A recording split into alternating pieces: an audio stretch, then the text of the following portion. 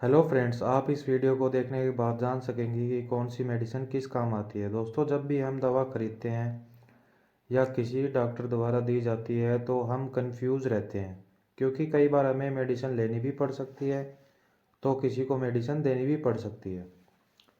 तो हमें पता होना चाहिए जो मेडिसिन ले रहे हैं वो किस काम आती है। दोस्तों, मैं आपके लिए लाया हूँ आसान तरीका जिससे आप दवा का नाम पढ़कर पता कर सकते हैं कि यह दवा किस बीमारी के इलाज में काम करेगी।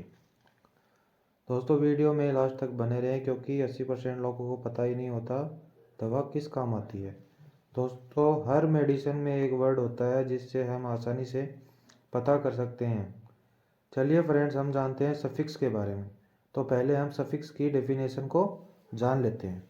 तो हम बात करेंगे सफिक्स के बारे में। सफिक्स की डेफिनेशन हम जान लेते हैं। शब्द के अंत में जो शब्द आते हैं उन्हें हम सफिक्स कहते हैं। इसका एक एग्जाम्पल के रूप में हम देखते हैं स्कूटर, मास्टर, डस्टर। ये सिर्फ इसके जेनरिक नेम है जिनके लास्ट में टी ई आर, मास्टर में टी ई आर आ रहा है, डस्टर में टी ई आर, तो ये इसका सफिक्स है। Okay friends.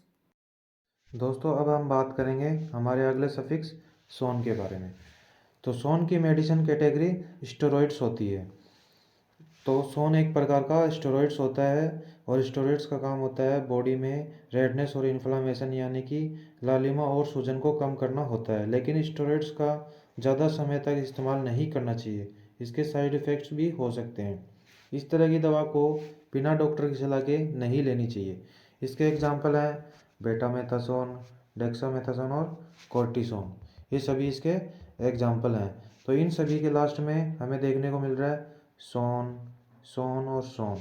तो ये सभी स्टेरॉइड्स हैं जो कि सूजन को दूर करने के लिए बनते हैं।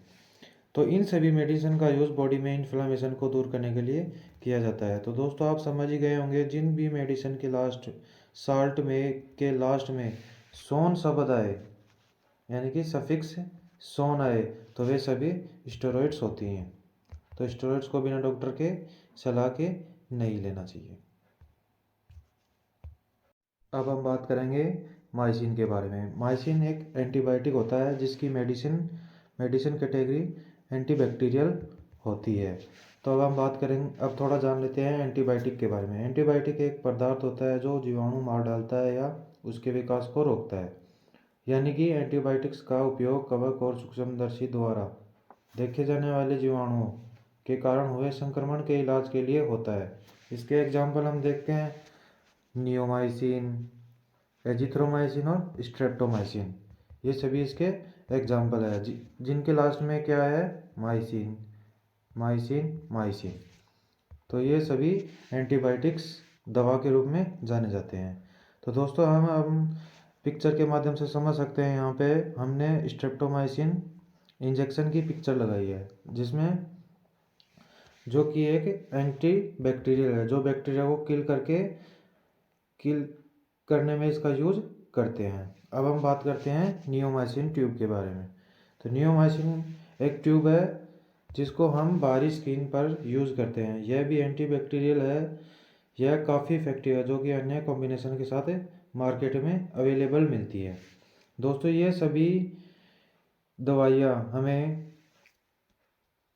टैबलेट, सिरप, जेल और इंजेक्शन फॉर्म में मार्केट में अवेलेबल मिलती हैं और इसका मोस्टली यूज़ टाइफाइड, न्यूमोनिया, फेफड़े का संक्रमण, टॉन्सिल्स, साइनस, नाक, कान, गले में इन्फेक्शन में किया जाता है।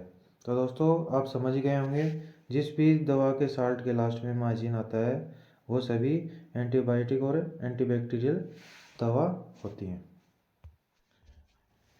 अब हम बात करेंगे हमारे अगले सफिक्स फेनेक के बारे में। तो दोस्तों, फेनेक की मेडिसिन कैटेगरी NSAID होती है, यानी कि इसकी फुल फॉर्म होती है non steroidal anti inflammatory drug. तो ये इन सभी का यूज़ हम दर्द, बुखार, सूजन को दूर कम करने के लिए किया जाता है। तो फेनेक हमारे ब्रेन और स्पाइनल कॉर्ड यानी कि रीढ़ की हड्डी की नसों में प्रोस्टाग्लैंडिन को कम कर नर्व एंडिंग यानी कि तंत्रिका तंत्र को डिसेंसिटाइज करता है। ऐसा करने से हमारा पेन थ्रेशोल्ड बढ़ता है।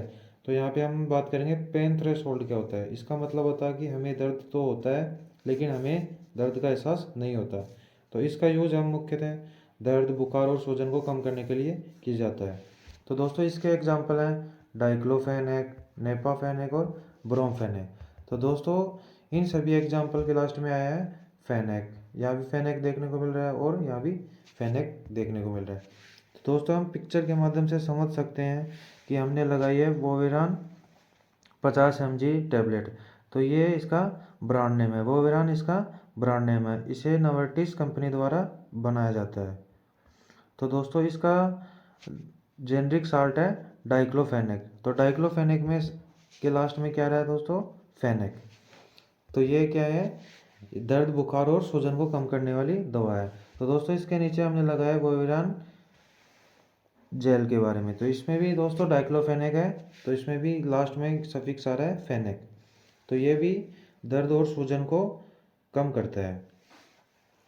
तो दोस्तों आप समझ ही गए होंगे कि जिस भी मेडिसिन के साल्ट के लास्ट में फेनेक शब्द आता है तो वो NSAID यानी कि non steroidal anti inflammatory drug होता है, जो दर्द, बुखार, सूजन को दूर करने में सहायक। तो ये हमें टैबलेट, सिरप और इंजेक्शन और क्रीम के रूप में मार्केट में अवेलेबल मिलती हैं। हेलो फ्रेंड्स, अब हम बात करेंगे हमारे अगले सफिक्स नेजोल के बारे में। तो दोस्तों नेजोल की मेडिसिन कैटेगरी एंटी फंगल होती है। तो हम यहाँ पे समझने की कोशिश करेंगे एंटी फंगल क्या होता है। तो नेजोल का यूज फंगल संक्रमण के इलाज के लिए किया जाता है। फंगल संक्रमण आमतौर पर स्किन, बाल और नाखूनों को सबसे अधिक प्रभावित करते हैं। इस दवा की कैटेगरी एंटी फंगल होती है, जो कि दाद, खाज, खुजली को कम करके राहत प्रदान करती है। दोस्तों किसी भी दवा के साल्ट में अगर आपको नेजोल दिख जाए तो समझ लेना यह एंटी फंगल दवा है। तो दोस्तों हम यहाँ एग्जांपल में समझ सकते हैं, जैसे कि फ्लूकोनाजोल, ट्रकोनाजोल और माइकोनाजोल। तो दोस्तों इन सभी के लास्ट में आपको नेजोल, नेजोल, नेजोल देखने को मिल रहा है। तो ये सभी एंटी फंगल दवा हैं। तो दोस्तों हमने यहाँ पे जोकॉन 150 mg की फ़ोटो लगाई है। तो जोकॉन 150 mg यहाँ पे ब्रांड नेम है। तो दोस्तों इसको FDC कंपनी द्वारा बनाया जाता है। तो दोस्तों इसके अंदर अपने को देखने को मिल रहा है साल्ट फ्लूकोनाजोल। तो फ्लूकोनाजोल एक एंटी फंगल है जिसके लास्ट में आया है नेजोल। तो अब आप समझ ही गए होंगे कि हमें क्या देखना है।